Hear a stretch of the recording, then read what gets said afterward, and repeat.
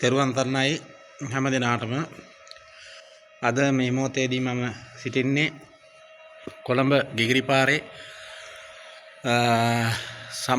සම්බෝධි විහාර පරිසරයේ ඒ ධම්සභා මණ්ඩපේ ඒ ධර්මදේශනා පවත්වන ස්ටුඩියෝ එක තමයි. විශේෂයෙන්ම ඊයේ පැමිණ අද දවසේ අපේ මේ සම්බෝධි විහාරයේ බෞද්ධ මාධ්‍ය ජාලයේ සම්බෝධි විහාරයේ ඊයේ රාත්‍රියේදී නවතැන් ගත්තා. මේ විහාරස්ථානයේ වැඩ වාසය කරන ප්‍රසන්න චිත්ත මගේ කල්යාණ මිත්‍ර හාමුදුරන් වහන්සේගේ හිතවත්කම මත මේ විහාරස්ථානයේ අපේ අනුරාධපුරේ ධම්ම සිරි හාමුදුරන් වහන්සේගේ හිතවත්කම මත ඊයේ රාත්‍රියේදී මෙහි නවතැන් ගත්තේ. කොළඹට ආපු අවස්ථාවක වැඩසටහනකට. ඉතින් සම්බෝධි විහාරයේ මෙතන තමයි මේ සියලු මාධ්‍ය ජාලයේ බෞද්ධ මාධ්‍ය ජාලයේ ධර්මදේශනා වැඩසටහන් සිද්ධ වෙන ස්ථානයේ මේ ස්ටුඩියෝ එක තියෙන්නේ. ඉතින් සුන්දර ලස්සන භූමියක්. දරණාගම කුසල ධම්ම නායක මාහිමිපාණන් වහන්සේ වැඩ සිටිය පිම්බිම, පානදුරේ අරිය ධම්ම සුප්‍රසිද්ධ දේශකයන්න් වහන්සේ පානදුරේ අරිය ධම්ම මාහිමිපාණන් වහන්සේ වැඩ සිටිය පිම්බිම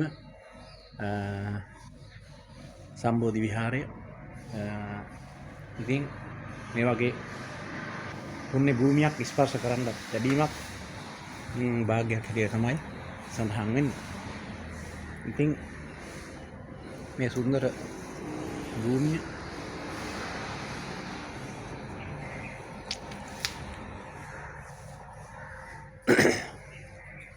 සම්බෝධි විහාරයේ ලස්සන තැනක්, සුන්දර තැනක්, හිත නිවෙන තැනක්, හිත පිරිසිදු වෙන තැනක්, කුසල සිතිවිලි ජනිත වන ස්පර්ශ වන පුණ්‍ය භූමියක් තමයි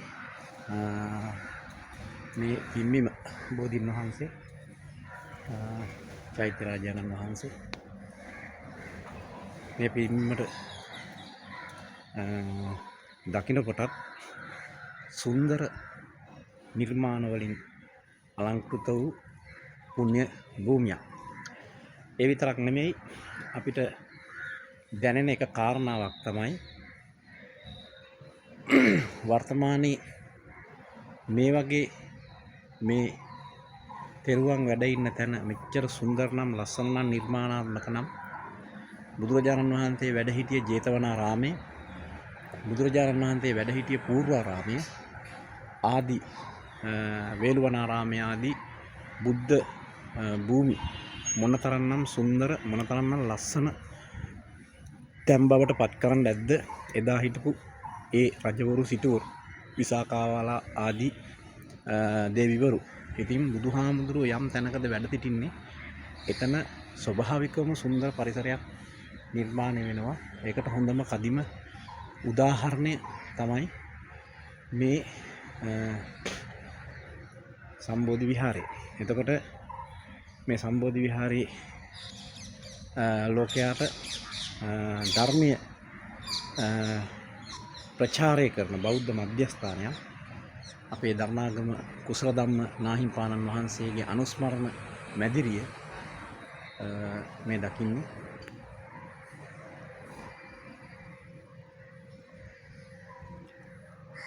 මේ සුන්දර නිර්මාණාත්මක ලස්සන තැනක්. ඉතින් අර දර්ශනය භාග්‍යවත් බුදුරජාණන් වහන්සේගේ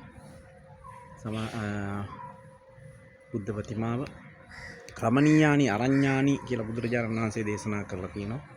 ඒ තමයි